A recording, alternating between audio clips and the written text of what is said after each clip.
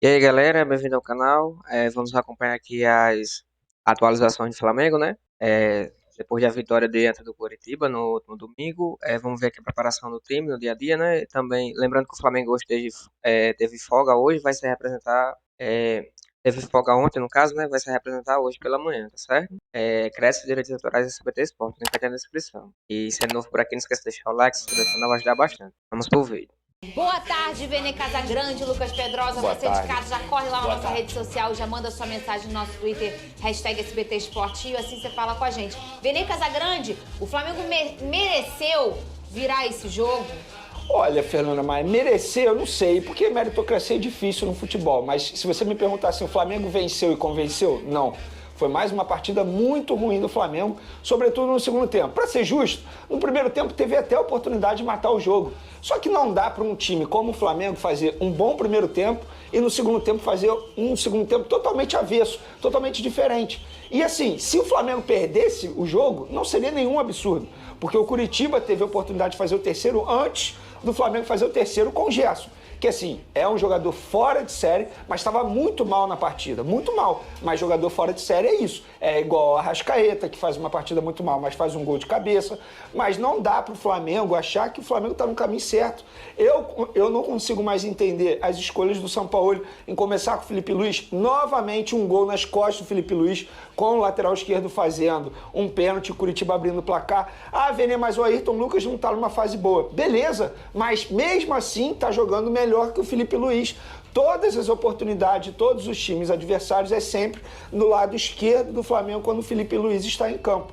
E outra, Fernanda Maia, eu vi muito torcedor crucificando o Fabrício Bruno por conta da falha dele no segundo gol do Curitiba. Eu não vou achar justo. Eu não acho justo. É um jogador que tem muito crédito, tá jogando muito bem, tá fazendo uma boa temporada, e eu não vou vir aqui na frente das câmeras ficar criticando um zagueiro que deu mole ali porque a bola foi desviada. Então, de maneira geral, eu acho que assim, você vai me perguntar de quem é a culpa do Flamengo estar jogando mal? É do Sampaoli. Porque não dá mais pra gente aceitar todo jogo uma escalação diferente. Eu não sou contra isso. Eu já falei isso aqui algumas A partir do vezes, momento né? que é treinado, e não é treinado dessa maneira. E não dá tempo de E não treinar. dá tempo, É muita exatamente. competição, é muita coisa. E assim, nem os próprios jogadores, isso é até informação, nem os próprios jogadores gostam dessa metodologia de trabalho, que a todo momento muda. Tem alguns jogadores que são titulares e eles têm que ser mantidos no time titular. Pronto, Vitor Hugo é um jogador que está merecendo titularidade. O próprio Pulgar, hoje, não tem como você tirar esse jogador. Agora, na zaga, por exemplo, a todo momento ele muda. Daqui a pouco o Davi Luiz volta de uma lesão muscular, ele vai botar o Davi Luiz no lugar de alguém. Ou seja do Léo Pereira, seja do Fabrício Bruno. Tem duas coisas no futebol que eu não concordo muito. E alguns desses treinadores estrangeiros têm essa tendência. A primeira é a exigência de versatilidade.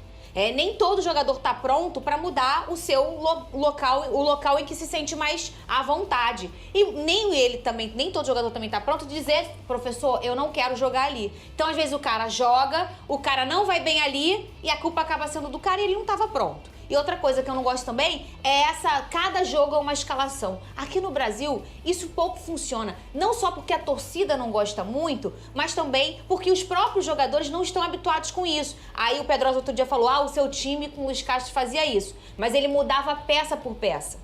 Ele tirava o Gabriel Pires e colocava o Lucas Fernandes, ele tirava o Rafael, botava o de Plácido, ele poupava fisicamente. O que a gente vê o de São Paulo fazendo é cada hora é um tipo de jogo. Não, e tem um ponto aí também, Fernando, mas que algo que está me incomodando bastante. Por exemplo, eu entendo a preferência dele por Gabigol, mas o Gabigol não está num bom momento, está jogando muito mal. Por que ele não tira o Gabigol e coloca o Pedro? Eu não sou contra ele, por exemplo, botar o Arrascaeta de falso 9, como a gente gosta de dizer. Sim. Isso aí, beleza, durante o jogo eu não sou contra. Só que ele vai e coloca o Pedro aos 37 do segundo tempo. Eu não consigo defender mais as escolhas do São Paulo. Eu não consigo ver um futuro promissor do Flamengo e não é nessa temporada. Eu já estou pensando na temporada seguinte, porque essa temporada do Flamengo é melancólica. Pode ganhar a Copa do Brasil? Até pode, na Bacia das Almas, porque a gente está falando de um Flamengo que nem chega como favorito para pegar o São Paulo.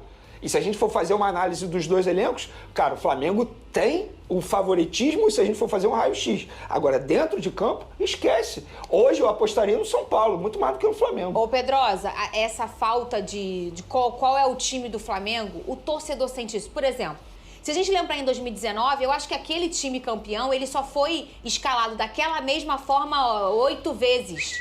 Porque o volta e meia precisa trocar, é um amarelo, é por suspensão, um machuca, o outro sente, outro tem que ser poupado, isso acontece.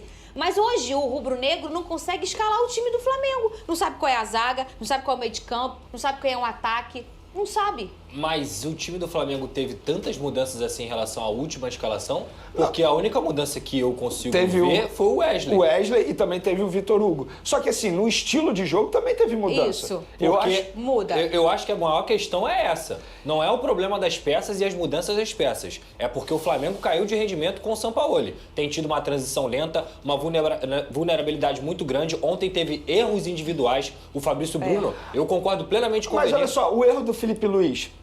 Eu não consigo justificar a preferência dele pro Felipe Luiz. O único ponto que eu contesto mesmo a escalação do São Paulo é essa lateral esquerda. Eu adoro o Felipe Luiz. Com bola ele é um craque. Sem bola ele não aguenta mais. Ele não aguenta mais pontas velozes em cima dele. E isso a gente tem visto é o que mais tem no futebol brasileiro. Desde a partida contra o Olímpia e também no jogo contra o Grêmio ele também foi mal. Em outras oportunidades ele foi mal. E a gente está falando aqui que o reserva dele não é um jogador qualquer. O reserva dele chegou à seleção brasileira nessa temporada. Então o Ayrton Lucas deveria ter oportunidade porque, na minha visão, ofensivamente dá mais pro Flamengo nesse espeto de bola para apoiar o Bruno Henrique e também defensivamente porque a recomposição do Ayrton Lucas é animal, ele corre muito. Chegou a falar aqui do Ayrton ser o melhor lateral da temporada. Sim, sem dúvida. E a gente estava falando sobre isso aqui nesse programa esse ano. E só para ser justo, precisa de sequência. Eu acho que ele caiu de rendimento. Eu não acho que ele seja o mesmo Ayrton Lucas que ele foi no primeiro semestre, até mesmo recentemente aí, até chegar à seleção brasileira. Mas mesmo assim, eu não consigo ver o Ayrton Lucas sendo reserva para o Felipe Luiz. Quando ele coloca o Felipe Luiz em campo, eu já falei isso aqui, é uma estratégia para fazer o Felipe povoar o meio, porque o Felipe muitas vezes se posiciona como um volante. A questão é, eu acho que o Flamengo perde ofensivamente e defensivamente